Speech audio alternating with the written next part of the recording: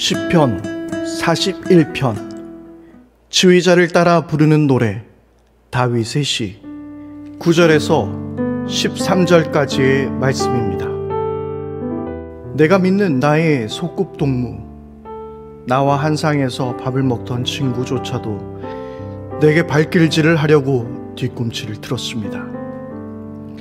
그러나 주님은 나의 주님이시니 나에게 은혜를 베풀어 주십시오.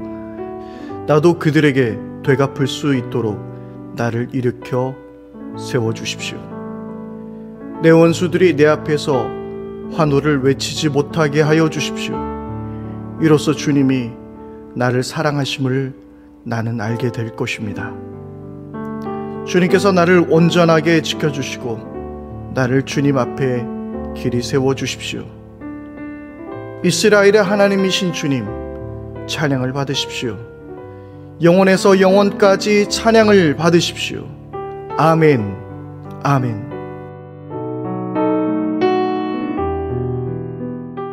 할렐루야. 우리의 모든 소망과 위로가 되어주신 우리 하나님 아버지의 이름을 찬양합니다. 안녕하세요. 제주경 목사입니다. 오늘 하루도 하나님께서 여러분들을 지키시고 인도하여 주시며 힘주시기를 간절히 바랍니다. 우리는 주님의 도움 없이는, 또 주님께서 우리를 지키지 않으시면 우리는 잠시라도 살아갈 수 없는 존재들임을 고백하며 겸손히 하나님의 은혜를 구할 수 있게 되기를 바랍니다.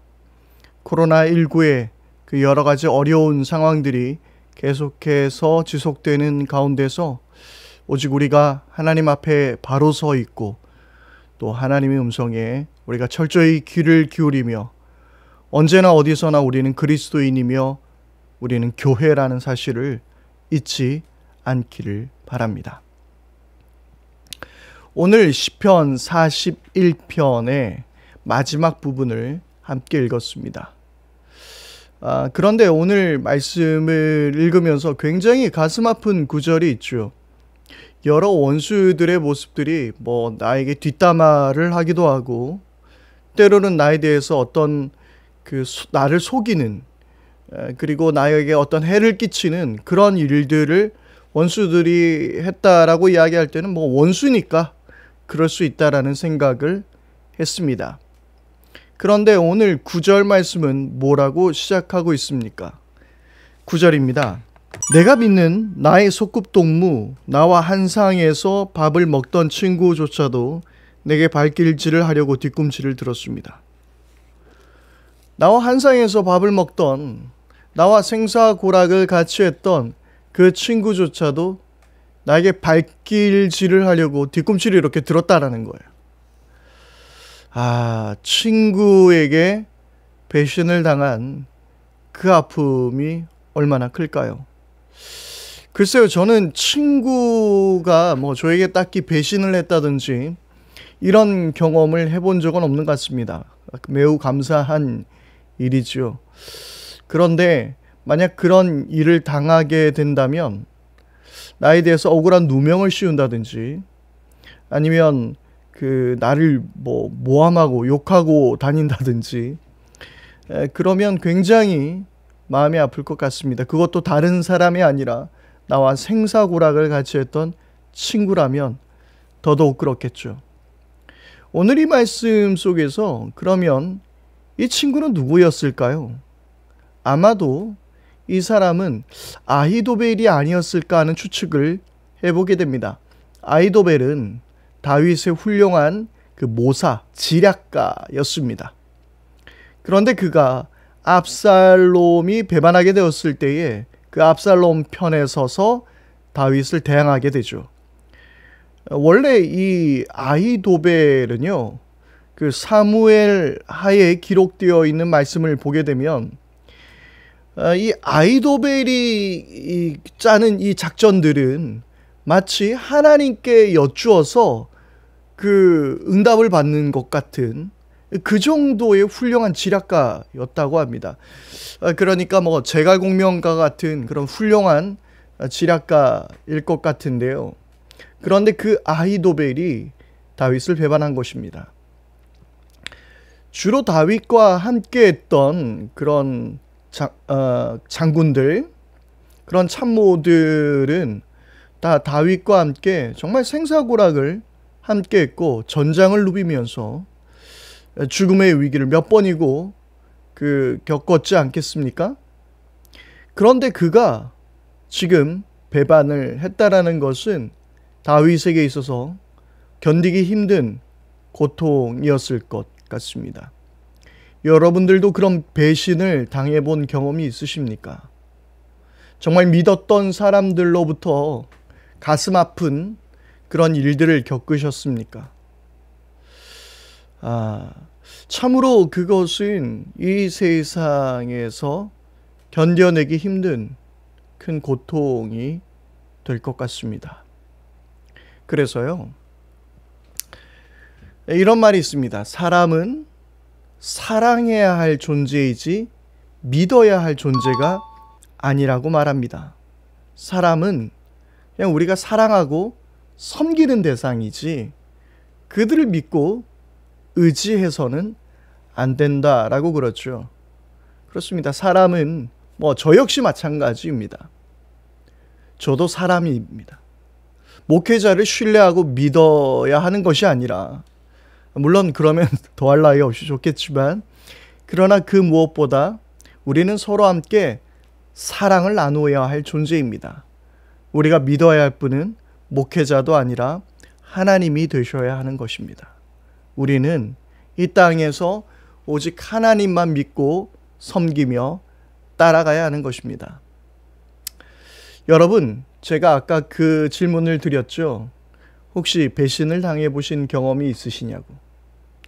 그런데 바로 여러분들이 그 배신을 당하셨다면 아마 이분의 마음도 더 잘할 것 같습니다. 바로 예수님이시죠.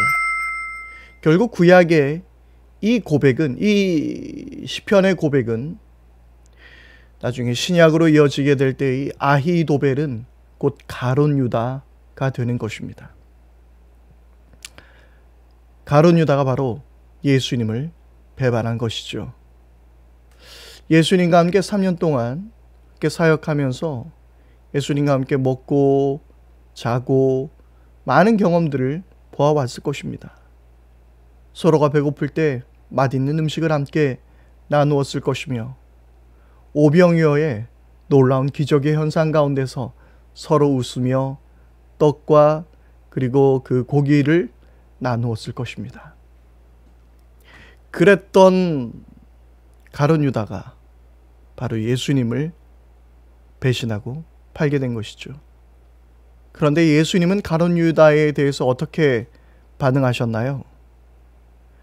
가룟 유다를, 물론 그러실 필요도 없으셨겠지만 예수님은 가룟 유다를 신뢰하지 않으셨습니다. 믿지도 않으셨습니다. 하지만 가룟 유다를 사랑하셨습니다. 이것은 매우 우리에게 던져지는 시사하는 바가 큰 것 같은데요. 예수님은 가룟 유다를 믿지는 않으셨지만 그러나 그를 사랑하시고 끝까지 사랑하셨어요. 가룟 유다가 예수님을 팔려고 넘길 때에 예수님은 계속해서 그가 회개할 기회를 주고 있었던 것입니다.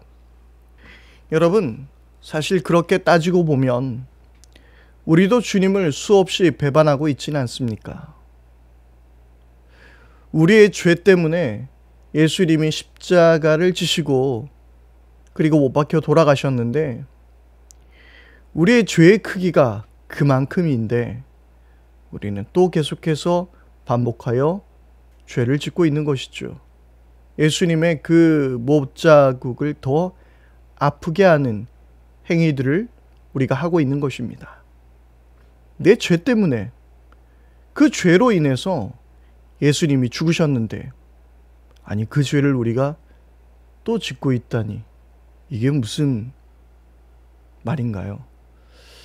여러분, 우리도 어쩌면 날마다 예수님을 부인하고 있다라는 사실을 기억하며 우리가 더욱더 주의를 기울여야 할 것입니다. 그래서 다윗이 하나님께 이 복수할 수 있도록 다윗은 하나님께 구하고 있습니다. 10절 말씀입니다. 그러나 주님은 나의 주님이시니 나에게 은혜를 베풀어 주십시오. 나도 그들에게 되갚을 수 있도록 나를 일으켜 세워주십시오. 내 원수들이 내 앞에서 환호를 외치지 못하게 하여 주십시오. 이로써 주님이 나를 사랑하심을 나는 알게 될 것입니다. 지금 다윗은 그렇게 하나님께 기도하고 있습니다. 원수를 갚게 해달라고. 그런데 우리가 잘 주의해서 보아야 할 것은 다윗은 단순히 자기를 배신한 것에 대한 원수를 갚는 것이 아니라 바로 하나님의 정의, 하나님의 공의가 이 땅 가운데 회복되기를 원하는 것이죠. 그리고 하나님이 살아계심, 하나님이 내 편이시라는 것, 내가 틀리지 않았다는 것을 하나님께서 보여달라고 지금 다윗은 그렇게 이야기하고 있는 것입니다. 만약 그 마음속에서 그가 단순히 감정적인 생각을 가지고 있다면 결코 다윗은 하나님 앞에서 이렇게 기도할 수 없었을 것입니다. 왜냐하면 하나님은 정의와 공의의 하나님이심을 다윗은 누구보다도 잘 알고 있었기 때문입니다. 결국 다윗은 이렇게 계속 고백을 하게 되면서 자기를 일으켜달라고, 자기를 세워달라고, 자기를 지켜달라고 이렇게 기도하는 것은 어쩌면 앞서 보았던 시편 41편 1절에서 3절 말씀, 그러니까 선의를 베푸는 그런 사람들의 이야기, 가난한 약한 자들을 돕는 바로 그 사람이 복을 받는다라는 그 이야기가 이제 자신의 이야기가 됨을 바라보며 믿음으로 선언하고 있는 것 같습니다. 나도 가난한 사람들, 연약한 사람들을 돌보았습니다. 나도 정의와 공의의 편에 서 있었습니다. 그러므로 하나님, 나를 도와주십시오. 지금 그렇게 다윗은 고백하고 있는 것이지요. 시편 41편은 말씀드린 대로 시편에 그 크게 5권으로 나누어진 것 중에서 바로 첫 번째 그 권의 마지막 부분이라고 그랬습니다. 1권의 마지막 부분입니다. 그런데 오늘 1권의 마지막 부분이 어떻게 기록되고 있죠? 제일 마지막에 아멘, 아멘 이렇게 기록되어 있습니다. 왜 아멘, 아멘 두 번이 연달아서 기록되어지고 있는 것일까요? 우리는 이제껏 1편부터 41편까지의 말씀을 쭉 보면서 악인들의 모습, 그것과 대조되는 의인들의 모습, 하나님을 의지하는 자의 모습, 이런 것들을 우리는 계속해서 살펴보았습니다. 여러분, 아멘, 아멘이 두 번이 반복된 것은 이것은 단지 듣는 것으로 끝나지 않는다라는 이야기예요. 그렇지 않고 내가 이 말씀 속에 화답하며 내가 이 말씀을 동일시 여기겠다는 바로 그러한 그 고백입니다.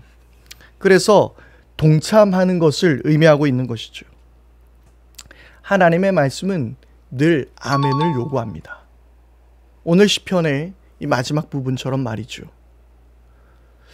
하나님의 말씀은 우리가 순종하지 않게 될 때에 이것은 일반적인 교훈이 될 뿐입니다. 하나님의 말씀이 되기 위해서, 우리의 성경이 하나님의 말씀이 되기 위해서는 이것은 우리가 반드시 순종해야 하는 것입니다. 교훈으로 끝내서 되는 이야기가 아니란 것이죠. 그래서 우리의 기도는 우리의 결단을 요구하고 있는 것입니다. 사랑하는 여러분, 오늘의 말씀도 우리가 깊이 생각할 뿐만 아니라 오늘 시편 1권의 말씀들을 머릿속에 떠올려 보며 나도 아멘 아멘 하게 해주십시오. 그렇게 고백할 수 있기를 바랍니다. 함께 기도하겠습니다. 하나님 아버지, 배반을 당하는 그 아픔을 우리 예수님께서 아셨듯이 주님, 우리도 예수님의 마음 따라 사랑하게 해주시고 또한 사람 의지하지 않고 더욱더 하나님을 의지하는 저희들이 되게 하여 주옵소서. 그리고 언제나 늘 말씀 앞에서 아멘, 아멘으로 순종하는 저희 모두가 되게 하여 주옵소서. 예수 그리스도의 이름으로 기도드립니다. 아멘. 이제 우리 함께 기도하겠습니다. 첫 번째로 우리 기도할 때는 하나님, 나를 배신하는 사람이 있다 하더라도 하나님, 내가 사람을 믿는 것이 아니라 사랑하는 사람이 되게 해주십시오. 사람을 의지하여서 그 배신을 견디지 못하는 사람이 아니라 사람이 원래 그런 것임을 깨달아서 내가 그들을 섬기며 용서하고 감싸 안을 수 있는 예수님의 마음 우리에게 주옵소서 기도하기를 바랍니다. 그리고 우리 두 번째로 함께 기도할 때는 이 배신의 아픔이 우리가 알았으니 우리도 예수님을 배신하지 않게 해주십시오. 늘 말씀에 순종하고 그리고 늘 경건과 거룩의 훈련을 쌓아가며 예수님의 기쁨이 되기 위해서 살아갈 수 있는, 죄와 맞서 승리할 수 있는 우리 모두가 될 수 있도록 위해서 기도해 주시기를 바랍니다. 그리고 끝으로 기도할 때 하나님, 이 모든 말씀, 이 시편의 이 말씀들에게 늘 아멘하게 해주십시오. 기도는 단순히 구하는 것이 아니라 내 삶의 결단입니다. 하나님, 내가 기도한 대로, 찬양한 대로, 말씀을 들은 대로 살게 하여 주옵소서. 그렇게 함께 기도하기를 바랍니다. 오늘 하루도 주님의 은혜 안에서 승리하는 복된 날 되기를 바랍니다.